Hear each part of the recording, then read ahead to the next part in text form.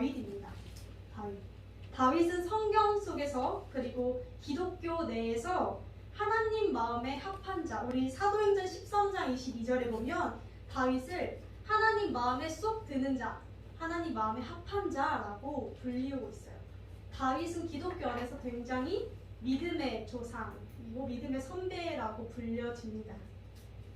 그런데 오늘 본문 속에서의 다윗은 굉장히 연약해요. 다윗의 되게 어떻게 보면 굉장히 수치스러운 부분을 담고 있는 것이 오늘의 본문입니다. 아니, 우리의 생각에 하나님 마음에 합한 자였으면 하나님께서 성경을 기록하실 때 수치스러운 부분을 조금 빼주실 수도 있잖아요. 그렇죠? 사랑하니까, 좀 부끄러우니까. 그런데 하나님은 그렇지 않으세요. 사실 우리가 자서전, 인물에 대한 책들을 보면 인물의 성공 스토리를 주로 기록하고 인물의 장점들을 주로 이렇게 기록하는 게 대부분인데 성경은 좀 달라요. 왜 다르냐면 성경은 주인공이 인물들이 아니에요. 성경은 주인공, 그러니까 주인공이라면 안 돼요.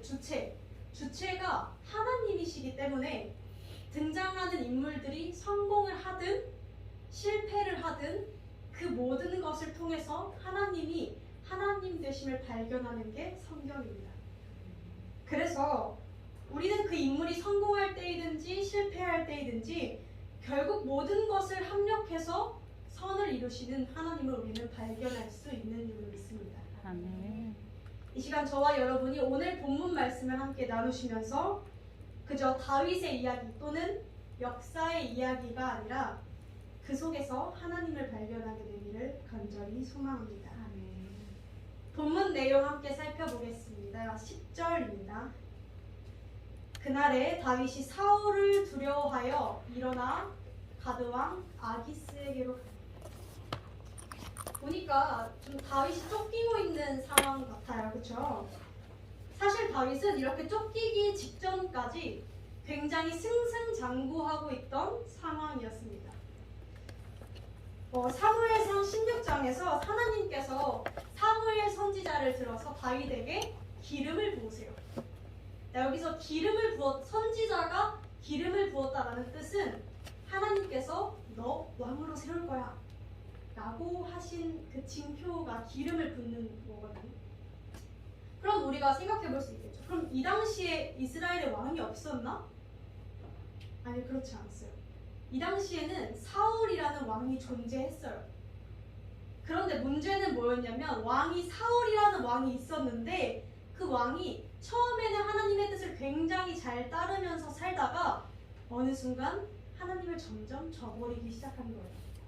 하나님에게서 마음이 떠나고 하나님보다 다른 사람들을 더 두려워하고 이렇게 되면서 결국 하나님께서는 다른 왕을 세워야겠다 라고 다짐하십니다. 그래서 이제 세우신 것이 이제 다윗이에요. 사실 다윗은 굉장히 소년이었거든요. 나이도 어리고 양치기였어요. 이 당시 양치기라는 건 정말 볼품없는 직업이 양치기예요.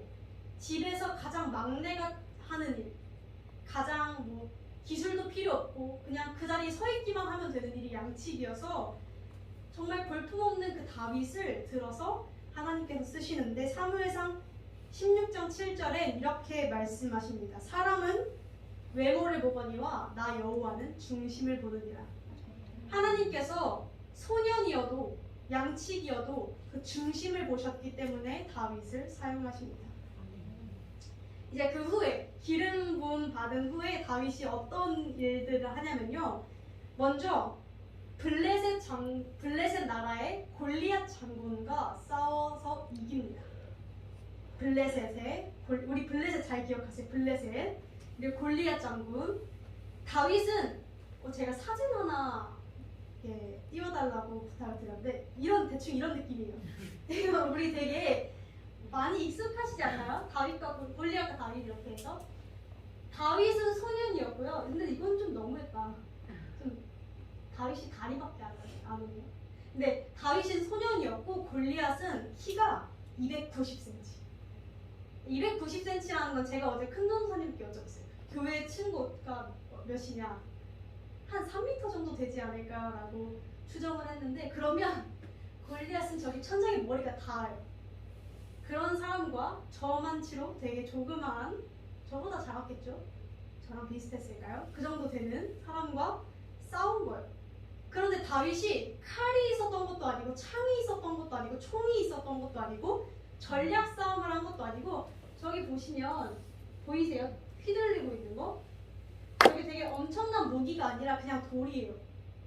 돌에 천을 그냥 감싸서 던지는 물맷돌이라고 해요. 그거를 우리 새총 같은 비슷한 느낌 개념이거든요.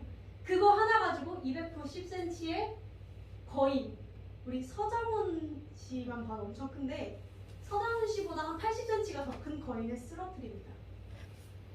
이스라엘에서 이 블레셋의 골리앗 장군을 쓰러뜨린 다윗을 뭐라고 불렀을까요? 영웅이죠, 영웅.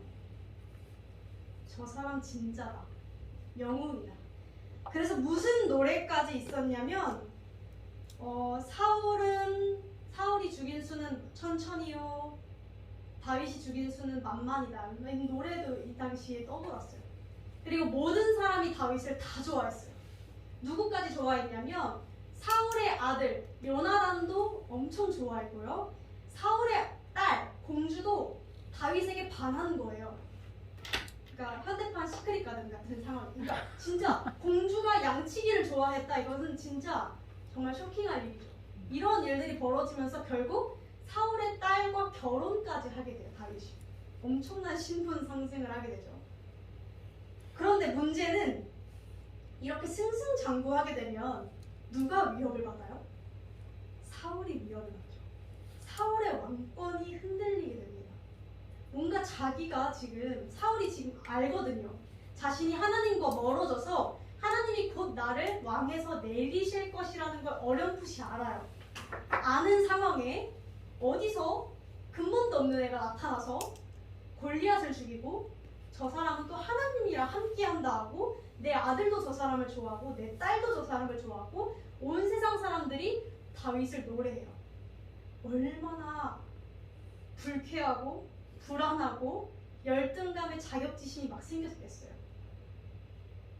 사울이 그래서 어떻게 하냐면 죽이자. 제가 더 이상 더 성장하기 전에 죽여버리자 라고 마음을 굳게 먹습니다. 그래서 다윗은 오늘 본문으로 다시 돌아와서 어떤 상황이 되냐면 순식간에 이스라엘의 영웅에서 왕에게 현상수배가 내려진 도망자 신세가 됩니다. 한순간에. 다윗이 그러면 하나님을 떠나서 이렇게 어려움에 처했나요? 아니요. 성경에 그런 말은 없어요. 다윗이 믿음을 잃어서 어려움이 아니요. 그런 말 없어요. 그냥 갑작스럽게 상황이 승승장구하고 있다가 어느 날 한순간에 어려움들이 막 찾아오기 시작합니다. 본문에 보면 10절에 보면 다윗이 두려워했다고 해요. 그런데 사실 두려운 상황이 맞아요. 두렵잖아요. 왕이 지금 나를 죽이려 하는데 오늘 사라질지 내가 쥐도새도 모르는 사라질지 내일 죽을지 아무도 모르는 일이잖아요. 왕은 그런 권력이 있으니까. 그런데 문제는 두려워한 게 문제가 아니고 다윗이 두려워서 잘못된 선택을 했다는 것에 있습니다. 10절을 자세히 보시면 두려워해서 어디로 갔대요? 일어나 가드왕 아기스. 자, 가드라는 나라로 갔다는 건데 왜 가드로 갔을까요? 다윗의 생각이에요. 이건 다윗의 생각. 지극히 다윗의 생각은 이렇게 생각했어요. 다윗은 내가 지금 왕에게 쫓기고 있는 상황이니까 왕에 적대하고 있는 나라에 가서 나 왕에게 쫓기고 있습니다 라고 얘기하면 그들이 나를 환영하지 않을까? 왕의 반대 세력이라고 생각할 테니까 환영하지 않을까? 라는 생각을 하고 가드로 갔어요. 그런데 문제는 이거예요. 자, 가드가 어디냐? 제가 아까 이야기했던 블레셋. 블레셋이 다른 말로 가드예요. 자, 다윗이 무슨 짓을 했어요? 그 전에 블레셋 장군을 죽였어요. 그것도 블레셋에서 가장 센 골리앗을 죽였어요. 가드 사람들, 블레셋 사람들은 다윗이 어떤 사람이 원수예요. 철천지 원수예요. 잡아서 척으로 다 죽여야 되는 사람이죠. 우리 장군을 죽였잖아요. 그래서 이제 신하들이 막 얘기해요. 왕한테. 다윗이 가드 왕한테 가니까 신하들이 막 보여서 이렇게 얘기합니다. 저 사람 다윗입니다. 왕님, 저 사람이 그 우리 골리앗 죽인 애예요. 쟤만 뜨면 블레셋이 망합니다. 당장 죽여야 됩니다. 라고 막 신하들이 이야기를 해요. 다윗이 어땠을까요? 순간적으로 식은땀이 줄줄 흘렀을 겁니다. 다윗은 자기가 유명한지 몰랐나 봐요. 유명한지 모르고 아 나는 그냥 왕한테 쫓기고 있는 사람입니다 라고 얘기하면 넘어갈 수 있을 줄 알았는데 다윗을 딱 보자마자 다윗인 줄 알아봐서 일이 다 꼬여버렸어요. 그러니까 사울한테서 도망갔더니 여기서 죽게 생긴 거예요. 여기서도 죽게 생겼고 저기서도 죽게 생겼고 12절에 이렇게 등장합니다. 가드왕 아기스를 심히 두려워하여. 자, 근데 우리가 여기서 하나 살펴보아야 할 것이 있습니다. 다윗은 10절에서 사울을 두려워해서 어떻게 해요? 사울을 두려워해서 인간적인 방법을 사용합니다. 자기 생각. 내 생각에 일단 여기로 가서 가드왕에게 도움을 청하면 살 수 있을 것 같아. 라는 계획을 돌리기 시작합니다. 그런데 결과가 어떻게 됐습니까? 12절에 이번엔 가드왕을 심히 두려워하는 상황이 됐어요. 그냥 두려웠던 상황에서 이번엔 심히 두려운 상황이 됐습니다. 다윗은 두려운 왕에게서 있는 힘껏 도망쳤으나 더 두려운 왕을 만나게 된 것이죠. 우리는 사실 인생을 살아가다 보면 수없이 찾아오는 나를 억제어오는 상황들이 있습니다. 억울한 상황들, 두려운 상황들이 펼쳐질 때면 우리는 인간적인 방법을 생각하기 시작합니다. 그런데 그거 아세요? 우리 그리스도인들은 하나님 나라 백성입니다. 이 말이 무슨 뜻이냐면요. 우리는 이 땅에서 머물고 있는 백성인과 동시에 본 정체성은 하나님 나라의 백성이라는 뜻이에요. 그것은 쉽게 말해서 하나님 나라의 법, 하나님의 말씀대로 살지 않으면 우리는 숨 쉴 수도 살아갈 수도 없다는 뜻입니다. 물론 우리는 세상의 방법을 아예 등지고 살아갈 수는 없습니다. 우리가 뭐 이 성전에 꿇어 엎드려서 1년 365일 밥 한 톨도 안 먹고 기도만 한다고 해서 살 수 있나요? 그렇지 않아요. 제가 아까 이야기했듯이 하나님 나라 백성인과 동시에 이 땅에 머물고 있는 백성입니다. 그래서 이 세상의 방법을 아예 등질 수는 없어요. 그렇게 하시면 사이비 취급받아요. 정말로. 저는 그럼 저랑 상관없다고 얘기할 거예요. 저는 그렇게 하지 않았어요. 이렇게 얘기할 거예요. 그렇지만 중요한 것은 이거예요. 우리가 순서를 잘 알아야 돼요. 이 땅에는 머물고 있는 백성인 거고 우리의 본 정체성은 하나님 나라의 백성이에요. 그렇기 때문에 하나님 나라의 법이 먼저 그 다음에 세상의 것을 하나님의 지혜로 바라보는 그런 지혜가 필요해요. 조화를 잘 맞춰나갈 필요가 있습니다. 그리스도인들은 현실감 없게 살아가는 사람들이 아니에요. 오히려 하나님 나라를 소망하면서 현실성 있게 지혜롭게 이 세상을 바라보는 사람들입니다. 다시 본문으로 돌아와서 다윗은 그래서 어떻게 해요? 다윗은 지금 두려워서 어떻게 하냐면요. 미친 척해요. 되게 초라하죠. 대문짝을 막 예를 들어 성전 문에서 벅벅벅 긁으면서 침을 막 수염에 질질. 솔직히 수염에 침이 막 뚜뚜뚜 떨어지려면 그 연기 엄청 잘해야 되지 않나요? 침을 막 뚜뚜뚜뚜뚜 떨어뜨리고 막 벅벅 긁고 막 다리 벌벌벌 떨면서 막 이런 이상한 짓들을 막 해요. 왜 다윗이 이런 이상한 짓을 했냐면 이 당시 속설에는 그런 게 있었어요. 미친 사람을 죽이면 미친 병이 나에게 온다. 그러니까 우리 뭐 이런 거 있잖아요. 내가 무서워서 피하냐 더러우니까 피하지 라는 그런 느낌처럼 미친 사람은 죽이지 말자 라는 그런 풍습이 있었어요. 그래서 다윗이 그걸 알고 미친 척을 한 거예요. 죽기 싫어가지고. 얼마나 초라합니까? 그래서 근데 뭐 어떻게 해가지고 그래서 벗어나게 됐어요.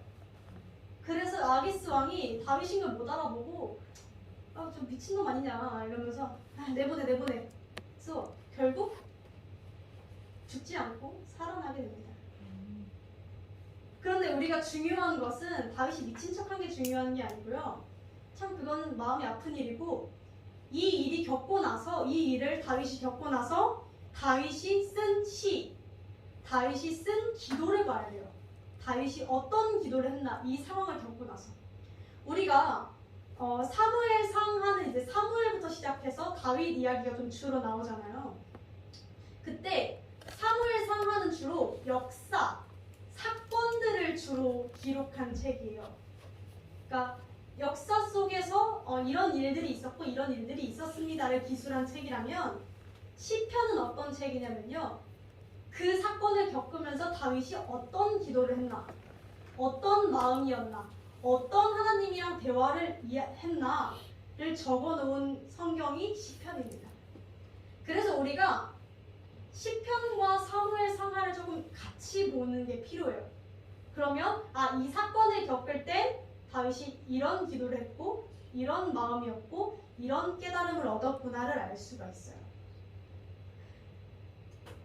근데 이제 다윗이 이 사건을 겪고 나서는 어떤 기도를 했냐면 시편 34편을 기록합니다. 근데 사실 여기서부터가 좀 문제였어요. 제가 매주 말씀을 준비하잖아요. 매주 말씀 준비하고 수요 예배 준비하고 이제 근데 제가 사실 시험 기간이에요. 시험 기간 저도 학생인지라 시험 기간인데 하필 시험이 월화에 몰려 있네요. 막 3개, 4개 막 이렇게 몰려 있어요. 그런데 또 하나님께서 이번 연도에는 유난히 갑자기 학교에서 사역을 맡기셨어요. 만학도분들 상대로 이제 상담이랑 뭐 이런 컴퓨터 이런 거 알려드리는 뭐 이런 것들을 맡기시고 갑자기 과대를 맡기십니다 저한테. 그러니까 제가 정말 죽을 것 같은 거예요. 죽을 것 같아서 제가 기도를 조금 소홀히 했어요. 이번 주에, 지난주에. 그래서 이제 정신이 막 한 개도 없는 와중에 어떻게 해서 말씀이랑 큰 틀은 받았는데 문제는 사무엘상 21장이랑 시편 34편이랑 안 이어지는 거예요. 모르겠는 거예요. 이게 와야 되거든요. 이게 한번 이게 딱 이렇게 다다다다 가야 되는데 이게 느낌이라는 게 있잖아요. 이렇게 하면서 이렇게 가야 되거든요. 근데 진짜 모르겠는 거예요. 그냥 모르겠어요. 그냥 아예 뭐야 이게 라는 생각이 막 들었어요. 우리 같이 볼까요? 시편 34편 1절.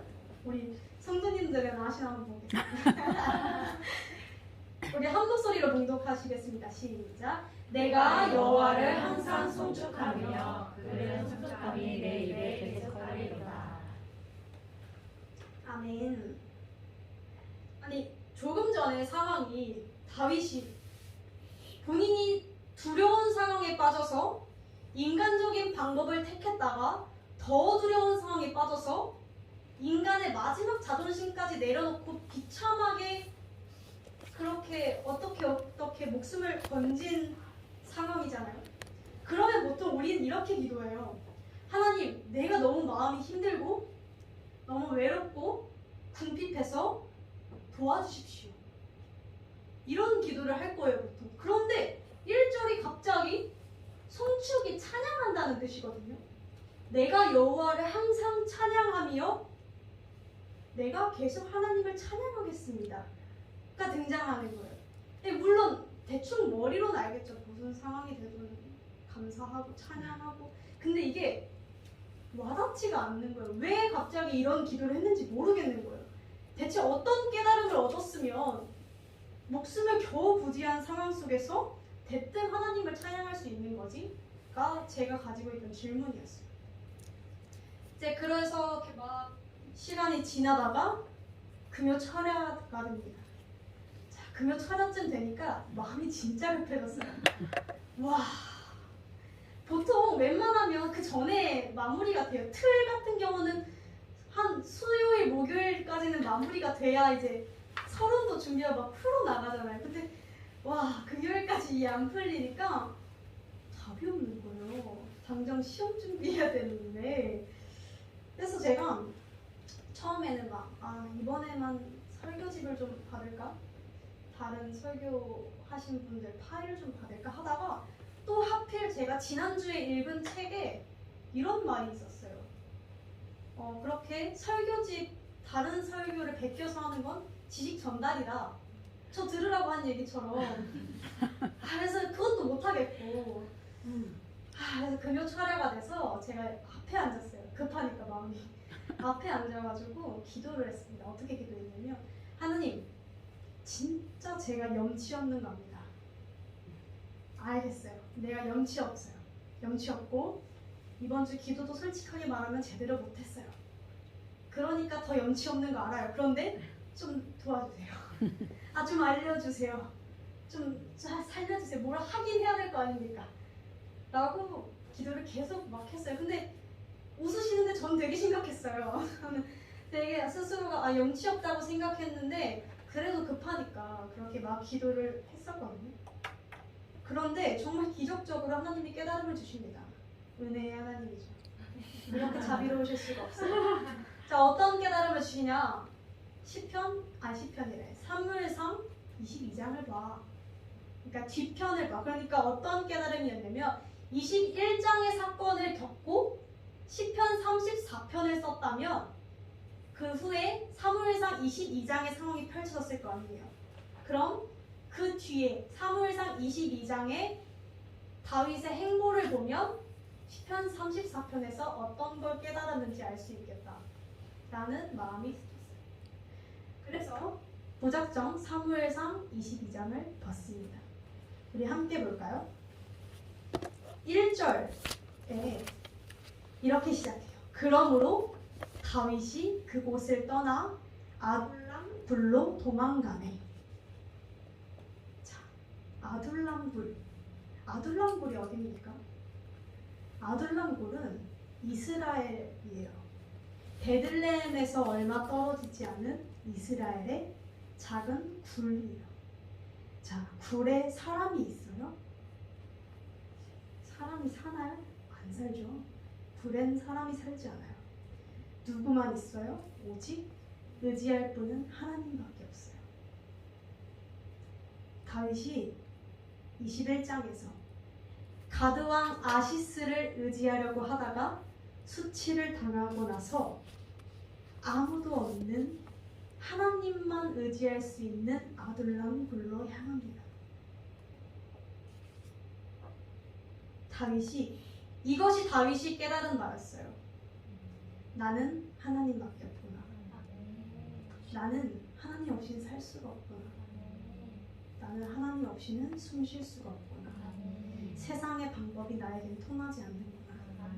내 지식들이, 내 경험들이 내 인생을 살아갈 때 그리 도움이 되지 않는구나. 사랑하는 성도 여러분, 오늘 다윗이 깨달은 이것이 바로 하나님께서 우리에게 고난을 허락하시는 이유입니다. 굉장히 아이러니하게도 하나님께서는 그리스도인들에게 고난을 면제시켜주지 않으십니다. 오히려 고난을 더 허락하시기도 합니다. 아까도 이야기했듯이 다윗이 하나님을 떠나서 고난이 찾아왔나요? 아니요. 다윗이 성전에 가지 않아서 하나님이 고난을 허락하셨나요? 그렇지 않아요. 그냥 어느 날 갑자기 고난을 때려 박으십니다. 하나님께서. 그 표현이 맞을 것 같아요. 거의 길 가다가 벼락 맞은 것처럼 고난을 막 주시는데 다윗은 처음 찾아온 고난이었어요. 그게. 그 전까지만 해도 다윗이 얼마나 담대한 사람이었냐면 물맷돌 가지고 골리앗을 쳐 죽일 정도로 담대하고 두려움이란 걸 모르던 다윗이 자기가 두려운 상황이 되자 두려움에 사로잡히자 하나님을 보지 못해요. 그리고 오늘 본문에서 읽지는 않았지만 21장 전반부를 보면 다윗이 무엇을 하냐면요. 칼과 무기를 찾습니다. 그 전에는 물맷돌로 싸웠던 다윗이 이제는 칼을 찾기 시작해요. 자기가 두려운 상황에 처하니까 일단 자기를 지킬 무기가 있어야겠는 거예요. 그 전에는 290cm의 골리앗에서부터 하나님께서 지켜주셨다는 사실을 까먹고 자기가 두렵다는 사실에 사로잡혀서 무기를 찾고 칼을 찾고 자기를 살려줄 가드왕을 찾았어요. 이제 그러고 그랬을 때 정말 바다 끝까지 가는 수치를 겪었습니다. 그리고 깨달아요. 나의 선택이 잘못되었구나. 내가 누구를 바라보아야 하는지를 깨닫게 된 거예요. 내가 누구인가? 하나님이 바라보시는 나는 누구인가? 내가 의지할 분은 예수 그리스도 하나님밖에 없구나를 철저하게 깨달았어요. 어쩌면 다윗이 그렇게 계속해서 승승장구하기만 했었다면, 어려움이 일절 없었다면 다윗은 나중에 사울과 똑같이 하나님을 바라보지 않았을 것입니다. 아이러니한 사실은 우리는 주로 고난이 올 때 하나님을 알게 되고 아프고 힘들 때 주님의 역사를 체험하게 된다는 사실입니다. 시편 34편 8절에 다윗이 이렇게 고백합니다. 너희는 여호와의 선하심을 맛보아 알지어다. 그에게 피하는 자는 복이 있도다. 사실 기독교 문화가 되게 그래요. 예배 빠지지 마. 예배 때 졸지 마. 뭐 하지 마. 기도에 꼭 와. 되게 강요적이에요, 사실은.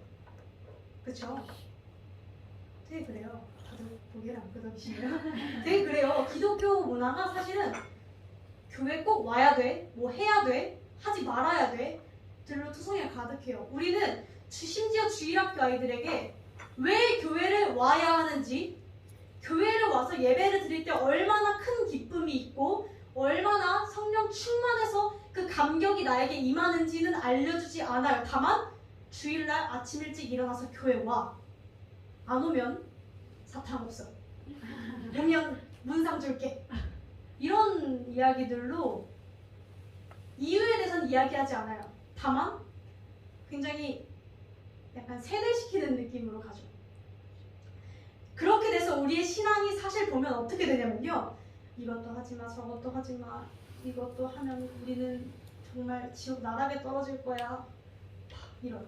그래서 우리가 어떻게 돼요? 참아요. 참고 참고 참고. 자, 그러면 우리가 생각해 볼게요. 우리가 이렇게 참아서 정말 죄를 안 짓는가? 그렇지도 않아요. 우리가 세상 사람들과 다른 건 딱 한 발자국 늦게 간다는 거예요. 그 사람들은 아예 생각 없이 죄를 짓고 우리는 좀 참다가 죄를 짓고, 에이씨 모르겠다, 한 번만 짓자 이러고 죄 짓고. 이게 좀 다른 점이지 사실 그렇게 다르지 않아요.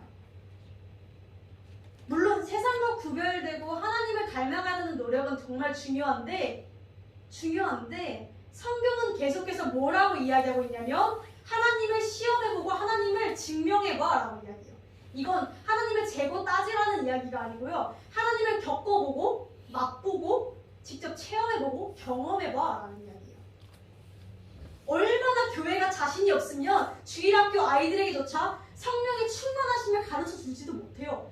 예수님이 내 인생에 얼마나 중요하신 분인지 말을 못해요. 왜? 내가 모르니까. 주일학교 교사분들 다 아세요? 모르실걸요? 있어요? 아시는 분? 정말 확신에 차서 주일학교 아이들에게 얘기한 적 한 번이라도 있어요? 없을걸요? 우리도 확신이 없는데 주일학교 아이들에게 뭘 가르쳐요? 그러니까 그냥 강압에 의한 교회 생활이 되죠. 아이들은 왜 교회에 와야 하는지도 모르고 매주 교회만 나오기만 합니다. 그러니까 코로나가 터지면 어떻게 돼요? 안 나오죠. 왜? 우리의 강압보다 부모님의 강압이 심하니까. 안 가라는 의견이 강하니까. 그렇게 되는 거예요. 이게 교회가 힘을 잃어가는 이유고 교회가 실패하는 이유예요. 우리가 먼저 예수를 알지 못해서. 너무 많이 이상합니다. 사랑하는 성도 여러분, 하나님을 아는 것 그리고 신앙이라는 것은 맛보아야 알 수 있습니다. 체험해야 알 수 있어요. 배운다고 알 수 있는 게 아니에요. 많은 신학생들이, 제 동기들이 교회를 떠나요. 마음이 너무 아프죠. 예수님 사랑해서 온 사람들이거든요. 그런데 떠나요. 왜 떠나요? 배우는 걸로는 신앙이 이어갈 수가 없어요. 뭐 대학원 졸업하고, 사실 많은 목사님들도 뒤늦게 고백하시는 분들도 많아요. 내가 그동안은 지식으로 했었다라고 고백하시는 분들도 진짜 많아요. 아무도 경험해보려 하지 않아요. 예수를 맛보려고 하지 않아요. 사랑하는 성도 여러분, 다윗은 고난을 통해서 하나님을 맛보았습니다. 내가 정말 하나님을 필요로 하는구나. 내가 정말 하나님한테 이야기하는 그 과정을 통해서 내가 마음의 참 자유를 얻는구나. 하나님밖에 없구나. 그리고 아둘람굴로 들어갑니다. 상황이 달라진 것은 없었어요. 그때도 분명히 사울에게 쫓기고 있는 상황이었어요. 그런데 뭐가 달라져요? 다윗의 시각이 달라져요. 다윗의 태도가 달라져요. 사람을 바라보고 사람을 의지하던 다윗이 하나님을 맛보았더니 하나님을 바라보는 자로 변합니다. 사랑하는 성도 여러분, 다윗이 아둘람 굴로 들어가서 주님을 찾았더니 어떻게 된 줄 아세요? 사무엘상 22장 1절에서 2절에 보면 아둘람 굴을 가서 사람 보지 않고 도움을 청할 사람 찾지 않고 정말 하나님께 매달려 기도만 하자 22장 1절에 보면 그 형제와 아비의 온 집이 듣고 그리로 내려왔다. 환난당한 모든 자와 빚진 모든 자, 마음이 원통한 자가 다 다윗에게 모였고 다윗은 그들의 우두머리가 되었고 그와 함께한 자가 400명가량이 되었다. 자, 무슨 뜻이에요? 그 전에는 다윗이 자기를 보호해줄 사람을 찾아다녔는데 하나님을 바라보니까 이제는 하나님께서 다윗에게 도움이 되는 사람들을 붙이시기 시작합니다. 사랑하는 성도 여러분, 인간관계는 이렇게 해야 됩니다. 물질이라고 뭐 다른가요? 모두 다 하나님이 만드신 피조물인데 뭐 다른가요? 이게 하나님의 섭리이고 이게 하나님의 순리인데 우리가 먼저 하나님을 바라보면 하나님이 우리의 필요를 채우십니다. 아멘. 그게 하나님 나라 백성들이 살아가는 방법입니다. 아멘. 이건 절대로 변하지 않아요. 다윗은 이 순리를 맛보고 깨달았더니 이 기쁨에서 헤어나올 수가 없었어요. 두려움에서 벗어나게 됩니다. 실제로 다윗은 이제 사람들이 막 모이는 걸 듣고 열받죠.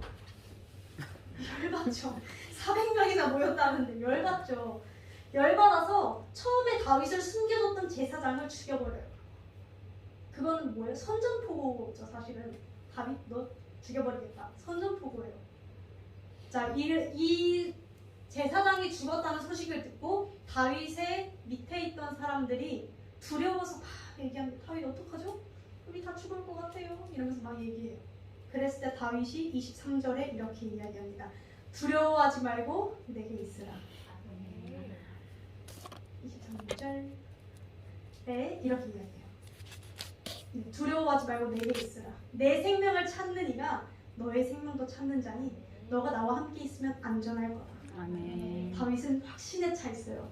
이 말 보면 내가 하나님과 함께 있기에 너도 나와 하나님과 함께 있으면 너도 안전해 라고 하면서 오히려 다른 이들을 위로하는 신앙이 됩니다. 두려움에서 벗어나서 오히려 다른 사람들까지 두려움에서 건져주는 담대함을 얻습니다. 사랑하는 성도 여러분, 한 번 교회, 그러니까 예수님을 알 수 있는 자리에 온 이상 웬만하면 하나님을 한번 맛보시는 게 좋지 않을까요? 문제가 있다면 기도해보세요. 이건 사실 강제는 아니에요. 제가 뭐 여기서 무릎 꿇고 기도하십시오 라고 하실 분들도 아니고 사실은 뭐 저도 잘 그렇게 안 되는데 근데 해보세요. 왜냐면 목사님이 수없이 말씀하셨던 그 내용이 왜 그렇게 확신을 차서 하실 수 있었냐면 겪어보셨으니까 아실 수 있어요. 네. 그리고 저도 겪어서 얘기할 수 있는 거예요. 아멘. 저는 아무것도 할 수 없지만 하나님은 하실 수 있으시다는 걸 아멘. 정말 뼈저리게 매 순간 깨달아서 이야기하지 않고는 견딜 수가 없어요.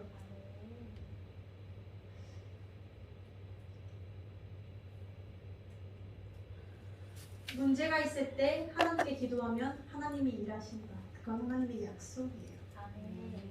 마음껏 누리세요. 아멘. 우리의 권리니까. 아멘.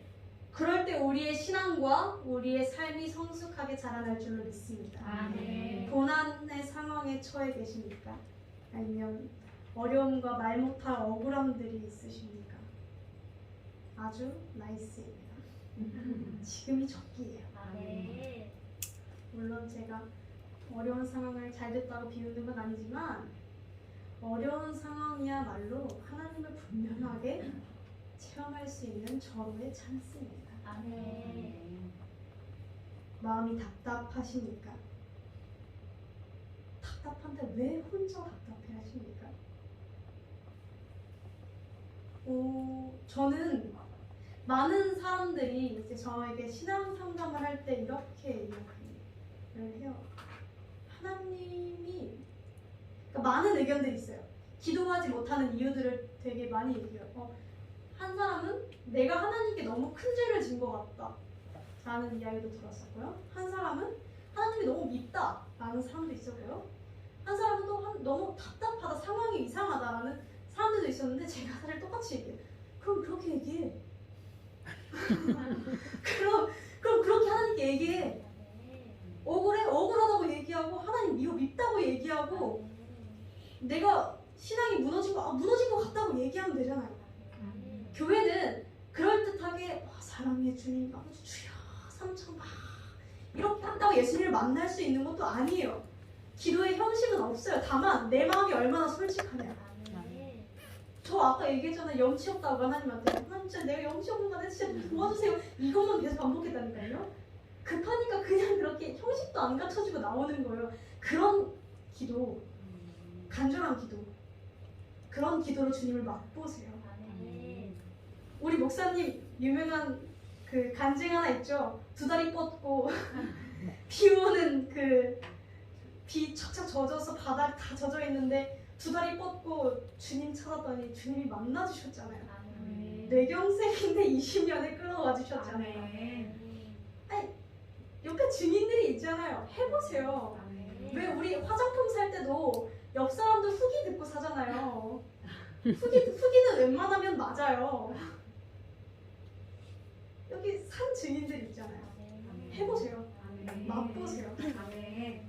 정말 맛보아서 알기를 원합니다. 그리스도인이라는 것은 하나님이 우리의 편이시라는 뜻이에요. 왜 우리 편 두고 왜 나 혼자 속을 썩입니까?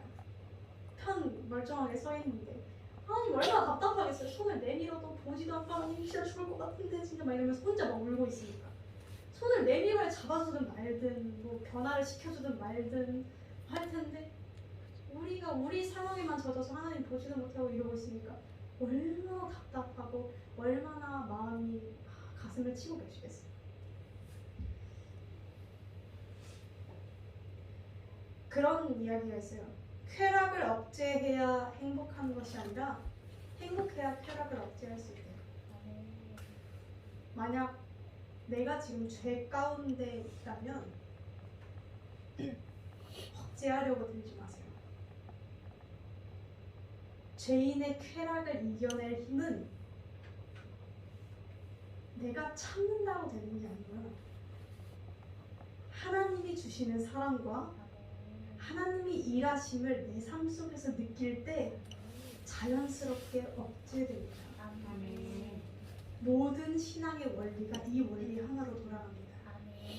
하나님을 볼 때 하나님이 일하시고 그건 내 죄, 내 어려운 상황, 내가 대적하고 싶은 그 사람 모든 것에 적용됩니다.